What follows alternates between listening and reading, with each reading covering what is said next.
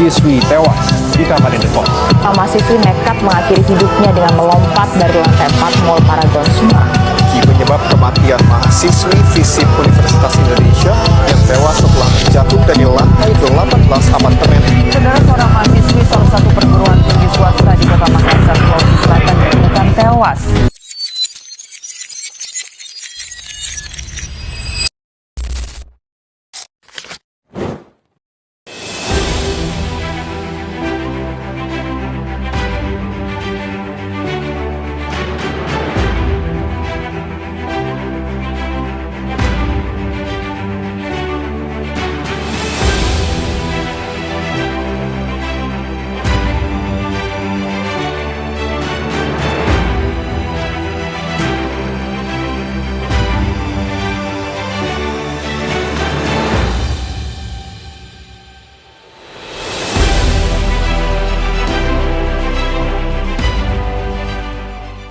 Berdasarkan dari berbagai fenomena yang terjadi di Indonesia, masih banyak individu yang mengalami gangguan kesehatan mental hingga berujung pada perilaku menyakiti diri sendiri, menyakiti orang lain, bahkan tindakan bunuh diri.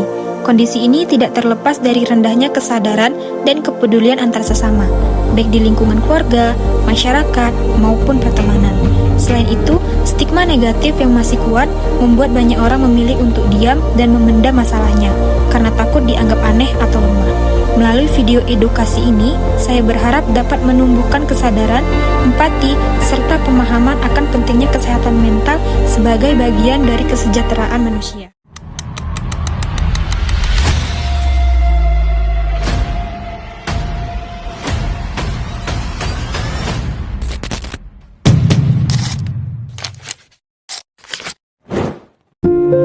Lalu, apa itu kesehatan mental? Kesehatan mental adalah kondisi kesejahteraan di mana individu menyadari potensi dirinya, mampu mengatasi tekanan hidup yang wajar, dapat bekerja secara produktif, serta mampu berkontribusi secara positif dalam lingkungannya.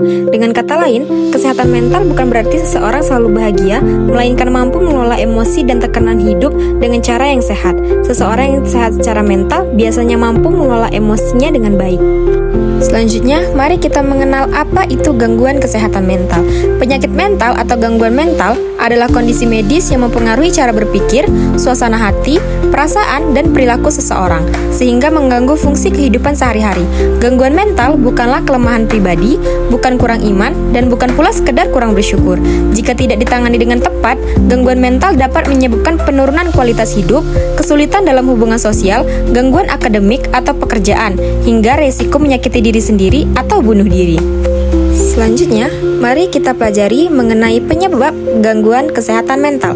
Yang pertama yaitu faktor biologis. Faktor biologis berkaitan dengan kondisi tubuh dan otak seperti ketidakseimbangan zat kimia di otak, kemudian faktor genetik atau keturunan, gangguan pada sistem saraf, serta penyakit tertentu yang mempengaruhi fungsi otak. Seseorang yang memiliki riwayat keluarga dengan gangguan mental memiliki resiko lebih tinggi. Kemudian faktor psikologis. Faktor psikologis berkaitan dengan pengalaman hidup dan kondisi emosional seperti trauma masa kecil, kemudian pengalaman kekerasan fisik, emosional atau seksual, kehilangan orang yang dicintai, tekanan akademik atau pekerjaan yang berlebihan, rasa rendah diri, dan kesulitan mengelola emosi.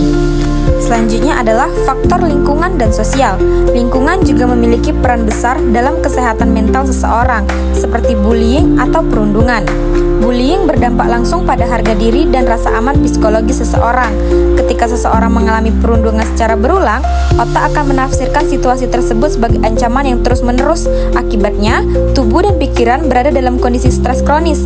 Secara psikologis, korban bullying seringkali merasa tidak berharga, merasa berbeda dan tidak diterima, mengalami rasa malu yang mendalam, merasa sendirian, dan tidak memiliki dukungan. Dalam jangka panjang, perasaan-perasaan ini dapat berkembang menjadi depresi, gangguan kecemasan, trauma psikologis, hingga PTSD. Kemudian, ketika seseorang terus-menerus menerima perilaku negatif, otak akan menghasilkan hormon stres seperti kortisol secara berlebihan. Kortisol yang tinggi dalam jangka panjang dapat mengganggu regulasi emosi, menurunkan kemampuan berpikir jernih, meningkatkan rasa cemas dan takut, mengganggu mengganggu kualitas tidur. Akibatnya, korban bullying menjadi lebih mudah cemas, sulit merasa aman, dan kesulitan mempercayai orang lain. Kemudian, tekanan sosial atau standar hidup yang tidak realistis. Tekanan sosial muncul ketika seseorang merasa harus memenuhi harapan tertentu dari lingkungan, seperti harus selalu berprestasi, harus memiliki penampilan tertentu, harus sukses secara akademik atau ekonomi, harus sesuai dengan norma sosial tertentu. Di era media sosial, tekanan ini semakin kuat karena individu terus-menerus membandingkan dirinya dengan orang lain. Ketika seseorang merasa tidak mampu memenuhi standar yang ditetapkan oleh lingkungan, maka akan muncul perasaan gagal, tidak cukup baik, takut dinilai buruk, takut ditolak oleh lingkungan. Perasaan ini dapat berkembang menjadi kecemasan berlebihan, depresi, serta gangguan kepercayaan diri. Tekanan sosial yang terus-menerus membuat seseorang hidup dalam kondisi stres kronis yang dalam jangka panjang dapat merusak kesehatan mental. Kemudian, konflik keluarga. Lingkungan keluarga memiliki pengaruh yang sangat besar terhadap kesehatan mental seseorang, terutama pada masa anak-anak dan remaja. Contoh lingkungan keluarga yang tidak sehat antara lain kekerasan fisik atau verbal, kurangnya kasih sayang dan perhatian, konflik keluarga berkepanjangan, pola asuh yang terlalu keras atau terlalu menekan, kemudian pengabaian emosional. Anak yang tumbuh dalam lingkungan keluarga yang tidak aman secara emosional akan kesulitan mengembangkan rasa aman, kepercayaan diri, dan regulasi emosional yang sehat. Akibatnya, individu tersebut lebih rentan mengalami gangguan kecemasan, depresi, gangguan kepribadian seperti BPD atau Borderline Personality Disorder, lalu kesulitan membangun hubungan yang sehat. Lalu, isolasi sosial. Manusia adalah makhluk sosial. Ketika seseorang mengalami isolasi sosial, merasa tidak memiliki teman, atau tidak memiliki tempat cerita, maka resiko gangguan mental meningkat. Isolasi sosial dapat menyebabkan kesepian berkepanjangan, perasaan tidak berarti, serta hilangnya motivasi hidup. Dalam jangka panjang, kondisi ini dapat memicu depresi dan kecemasan yang berat. Kemudian, diskriminasi atau stigma. Stigma negatif terhadap penyakit mental membuat banyak orang enggan mencari bantuan. Mereka takut dicap lemah, aneh, atau gila. Akibat stigma negatif tersebut, penderita lebih memilih memendam masalahnya sendiri sehingga kondisi mental memburuk. Kemudian, resiko gangguan mental berat pun meningkat. Stigma tidak hanya memperparah penyakit mental, tetapi juga menghambat proses penyembuhan. Kemudian mari kita mengenai tanda-tanda gangguan kesehatan mental. Yang pertama, pada tingkat ringan. Biasanya sering dianggap wajar, tetapi jika berlangsung lama perlu diwaspadai. Secara emosional, mereka mudah cemas, gelisah tanpa sebab yang jelas. Kemudian mood sering berubah, mudah tersinggung atau sensitif, kemudian merasa lelah secara emosional. Dan secara perilaku, mereka biasanya menarik diri sementara dari lingkungan, kemudian kehilangan minat pada hal yang dulu disukai, prokrastinasi berlebih, kemudian perubahan pada pola tidur, seperti sulit tidur atau tidur secara berlebihan.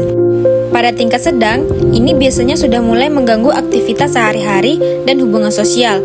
Secara emosional, mereka biasanya merasa sedih atau hampa berkepanjangan, kemudian cemas berlebihan, merasa tidak berguna atau rendah diri, serta mudah merasa bersalah secara berlebihan. Secara perilaku, mereka biasanya menarik diri dari keluarga dan teman, prestasi akademik atau kerja menurun, menangis tanpa sebab yang jelas, perubahan kebiasaan drastis seperti tidur, makan, dan kebersihan diri.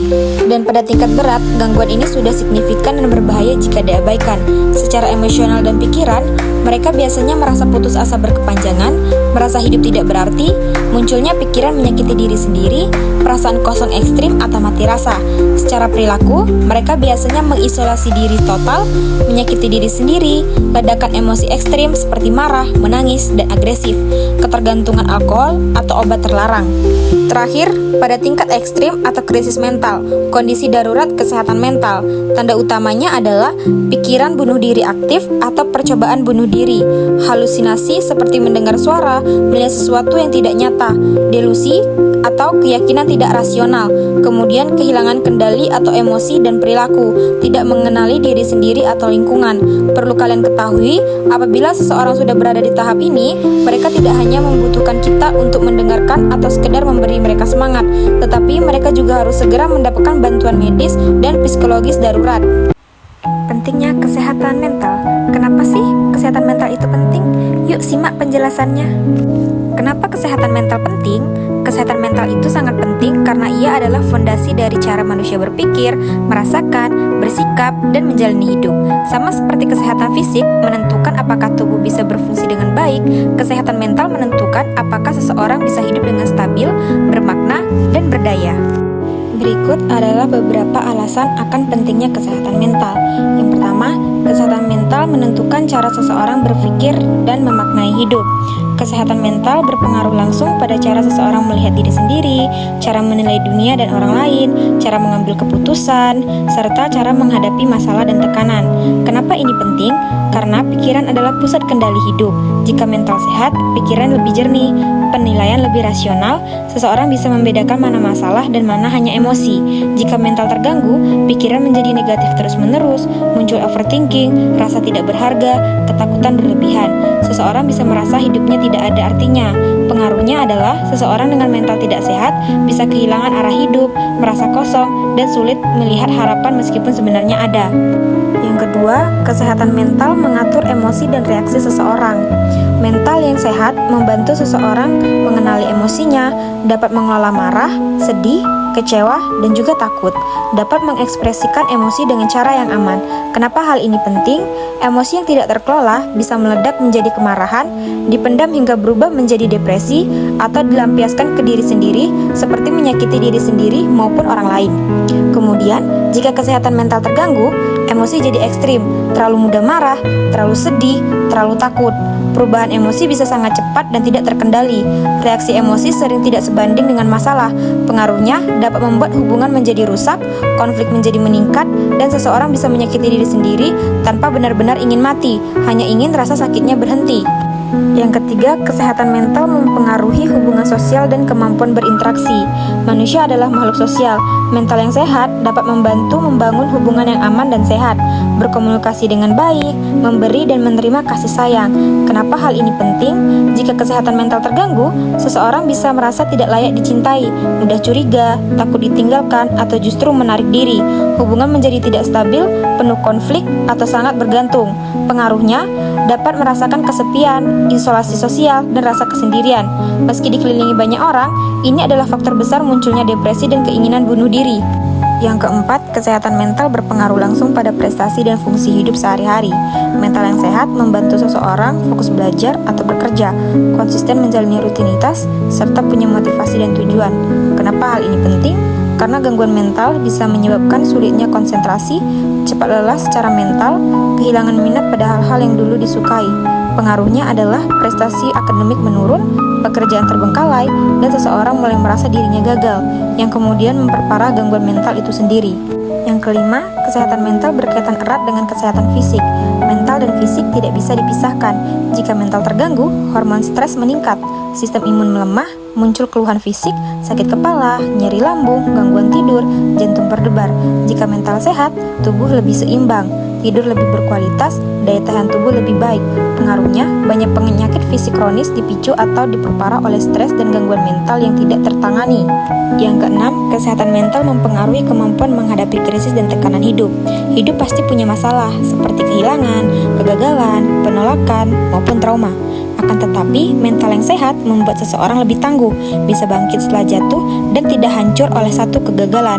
Namun, mental yang rapuh bisa membuat masalah kecil terasa sangat berat, mudah putus asa, serta merasa tidak sanggup hidup.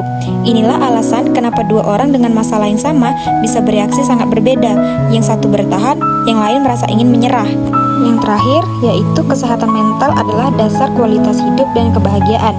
Bahagia bukan berarti hidup tanpa masalah, tapi bagaimana seseorang mampu berdamai dengan diri sendiri, dapat menerima kekurangan, serta tetap merasa hidup layak dijalani.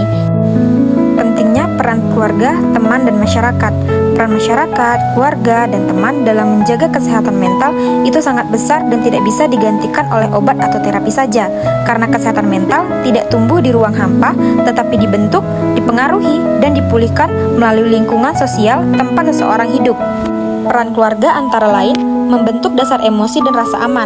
Karena sejak kecil, otak belajar apakah dunia ini aman atau berbahaya, apakah perasaan boleh diungkapkan atau harus dipendam, apakah dirinya berharga atau tidak. Semua itu dibentuk dari bagaimana cara orang tua merespon emosi anak, apakah anak didengarkan atau diabaikan, apakah anak diterima apa adanya atau selalu disalahkan. Kenapa hal ini penting? Karena rasa aman emosional menjadi fondasi kestabilan mental. Tanpa rasa aman, otak selalu berada dalam mode bertahan hidup, yang dalam jangka panjang bisa memicu kecemasan, depresi, dan gangguan kepribadian. Kemudian, keluarga sebagai tempat pertama belajar regulasi emosi. Anak belajar mengelola emosi dengan meniru bagaimana orang tua marah, bagaimana konflik diselesaikan, dan bagaimana kesedihan diperlakukan. Jika keluarga mengajarkan dialog, maka anak belajar komunikasi sehat. Namun, membentak atau meremehkan membuat anak belajar menekan atau meluapkan emosinya secara tidak sehat. Dampaknya, banyak gangguan mental dewasa berakar dari pola emosi yang tidak pernah dipelajari dengan sehat di keluarga. Kemudian, dukungan keluarga sebagai faktor penyembuhan. Bagi seseorang yang sedang mengalami gangguan mental, penerimaan keluarga bisa mencegah kondisi memburuk. Dukungan emosional meningkatkan efektivitas terapi. Penolakan keluarga sering membuat penderita merasa rusak dan tidak layak hidup. Peran teman antara lain memberi rasa dimengerti dan tidak sendirian. Seringkali seseorang sulit jujur pada keluarga, takut dihakimi, dan kebanyakan orang merasa lebih aman berbagi dengan teman. Didengarkan oleh teman memberi validasi emosi, seperti ternyata aku tidak berlebihan, rasa diterima, pengurangan rasa kesepian. Karena kesepian adalah faktor terbesar depresi dan bunuh diri, teman bisa menjadi penahan agar seseorang tidak jatuh terlalu jauh. Teman membantu menjaga identitas dan harga diri, karena teman dapat membantu seseorang membuat dirinya merasa punya nilai, merasa disukai apa adanya, serta merasa hidupnya berarti bagi orang lain. Karena jika seseorang merasa dirinya tidak layak, tidak pantas dicintai, atau tidak berharga, itu tanda harga diri dan keterikatan sosialnya runtuh. Oleh karena itu, dukungan teman bisa menjadi alasan seseorang bertahan hidup, bahkan saat dirinya sendiri sudah lelah. Kemudian teman bisa menjadi sistem peringatan dini. Teman sering lebih cepat melihat perubahan perilaku, penarikan diri, kelelahan emosional, tanda depresi dan kecemasan. Banyak kasus gangguan mental berat bisa dicegah jika lingkungan sosial peka dan peduli sejak awal. Peran masyarakat dalam menjaga kesehatan mental. Yang pertama, masyarakat menentukan apakah mental health itu aman untuk dibicarakan. Karena jika masyarakat menganggap gangguan mental sebagai lemah iman, menyebut penderita kurang bersyukur, serta menstigma dan mengejek, maka orang akan menyembunyikan masalahnya, tidak mencari bantuan. Hal ini malah akan memperburuk keadaannya. Kenapa hal ini bisa berbahaya?